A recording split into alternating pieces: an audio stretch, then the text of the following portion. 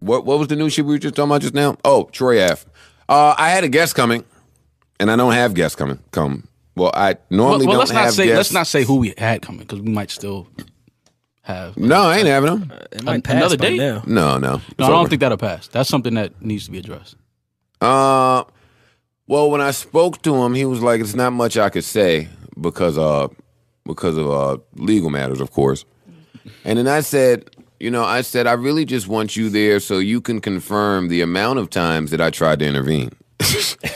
Oh, so it's about you, not even the fans. I'm a narcissist, Rory. Mm-hmm. I find a way for everything to be about me. Mm-hmm.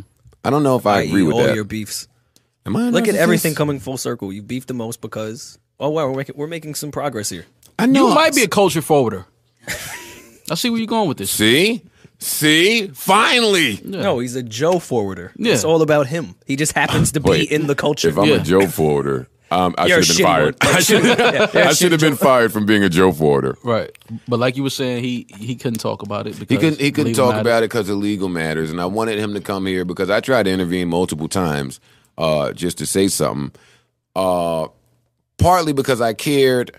Another part just because it was issues that I'm sensitive with, i.e. suicide, i.e. depression, i.e. weirdos. Troy Ave on his way up, he dissed all of those things a lot. So because Hovain, I think, is a cool dude, I hit him. I've spoken to Troy about this. Like, I just tried. I say all that to say I watched that Doggy Diamond interview where Banger's brother Trife Gangster was interviewed. Real good interview. Shout out to Doggy Diamonds. I then watched the Troy Ave interview with the Breakfast Club. I then hit my group chat about the Troy Ave interview on Breakfast Club. Then I text all my friends that weren't in my group chat and said, y'all should watch the Troy Ave interview on the Breakfast Club. Then I invited friends over to my house to watch the Troy Ave interview on the Breakfast Club. And then that night, I watched the Troy Ave interview again with my girl on the Breakfast Club. Now that I've said that, that's probably one of the greatest interviews I've ever seen in my life. Mm-hmm. That's number one. 10 times. Speak on it. Number two, I'm afraid of Troy Ave. Mm-hmm. I'm scared to death for him, and I am scared to death of people like Troy Ave. People that have or seem to have very little regard for human life, his or someone else's. Mm-hmm. It's scary. So listening to him talk as many times as I did, he said a lot. I try my best to avoid people like that. I found it kind of interesting, and I know I've seen people comment on the fact that he was doing the interview with Charlemagne, who is friends with Tax. Mm-hmm. What is y'all's take on that? Because I don't mind that.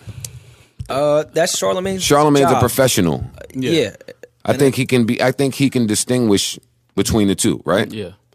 But and at that, the facts of the case have not actually came out at all. So right now, I'm doing my job with someone who, at the moment, people want to hear from. my only problem I will with say he was a little quieter than usual. I'm not saying he was silent. he should have been.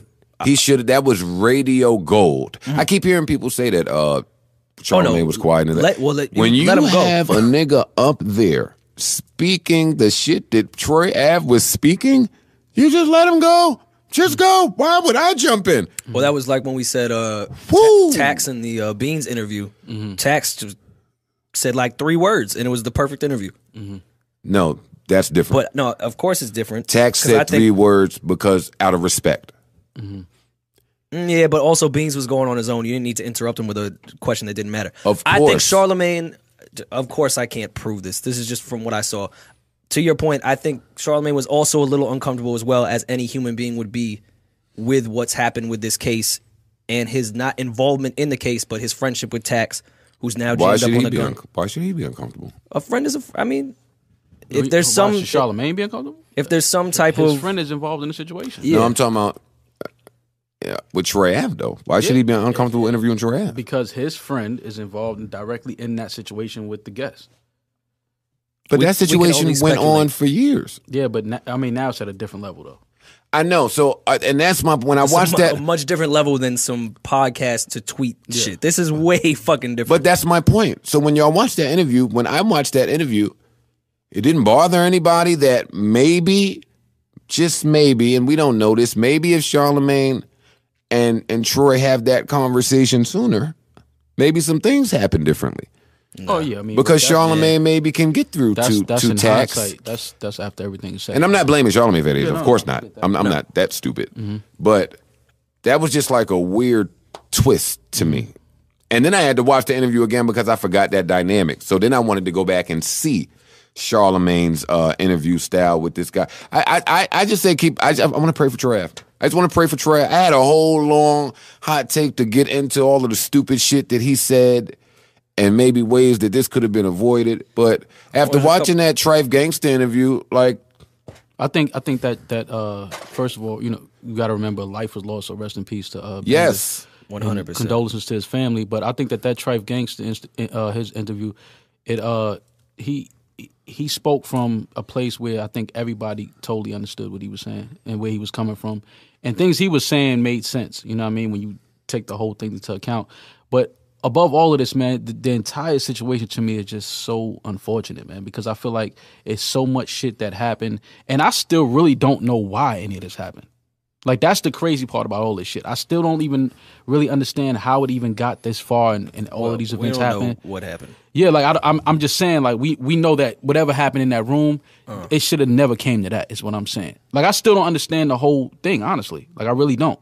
But it's just unfortunate because I think there's so many people involved that had so much going on, so much positive shit going on for themselves, and it's just unfortunate, man. Like, as guys growing up in the hood, man, it seems like we always get in our own way at some point. And my thing is, we got to stop doing that. We got to stop getting in our own way, and we got to start noticing when we find our lane and we doing some dope shit. Stay there. You know what I'm saying? Fuck all that other shit in the past and all that negative shit. Stay on that dope shit and keep doing what you're doing over here. Like, and we got to stop getting in our own way, man. But sometimes your ego will void your progression, and like I've said before, the energy that you manifest, you eventually have to face. So you should be very careful with the type of energy that you create, especially when egos are involved. That will halt your progression for positive things. Egos, I like that word. That word popped up a lot when I was watching this interview because he just kept giving off information without knowing he was giving off information. At one point, there was a 5-minute stretch where he sounded like him and his mom were aggravated that Banger's family decided to bury him in North Carolina. Yeah, I mean, but that's everything that Trife touched on. That's why I said everything that he touched on was like... Watching that Trife Gangsta interview was so informative to me. Well, shit. Troy touched on it too, but when Trife said it, I understand. When Troy said it, it's like confirmation. You're not really sitting here telling me that you calling the deceased mother to say, why are you burying your child in North Carolina? Yeah. Who the Yeah. Trife handled that interview better than I would. I would have been screaming after I watched that Troy Ave interview, and you're speaking those type of words about my mother who just buried her son. But that's my brother. You can tell Trife he's an OG. He's an older head. He handled that beautifully. Like he's not, he's an older, definitely an intelligent guy. Yeah. And it sounded like, I take him at his word. I don't think he wanted to be there sitting there doing that interview though. I think there was a million other things he'd rather been doing. Yeah. But because that Troy Ave interview surfaced, he had to. Everybody's family has to have a representative to speak for the family. Right. Yeah. It's unfortunate all the way around. It is funny, though, after all that Troy is now calling these other rappers weirdos. They were the weirdos. I find that very ironic. How come nobody... What's wrong with saying he was wrong about that? Why he won't say that? When Charlamagne asked him that at the end... I remember he was calling niggas weird, so forth and so on. I mean, but you had to listen to the first hour or what we've already seen and what Troy has given out to the public. He's very arrogant. He will never admit if he's wrong. He will dance around a reason to make himself right, even if he sounds stupider to do so. But I also think I've never been a Troy Ave defender here, but I do want to take into play that he was shot, went to jail, came out, got shot in the head. My mind's going to be a little fucked up. Let's keep in. I know he's had all these semantics before, but let's also keep that into play. I know it's cool to kill Troy Ave, but let's remember, as much as he kept saying, I got a bullet in my head, and he's trying to sound like Pac, and we can laugh about that, he still has a bullet in his head. Let's take that into consideration. Yeah, my mind's going to be nuts, traumatic too. shit. Yeah. And I think, which is so ironic but sad about this whole thing with depression and mental illness, I think, I can only speculate, but I think Troy Ave is going through a lot of mental illness right now. I think his brain is going nuts, and all he knows how to do is say, hey, look, I spent $1 million, check Instagram since I got out of jail. I think this whole... right? This was a traumatic experience. Your friend died in front of you, you're shot, you come out, people are still trying to kill you. He's going to be traumatized. But he's got to play it off because that's the persona that he's given to the world forever. And now he has to keep up with that persona, which is why it sucks to give people something you're not, because you always got to keep that up.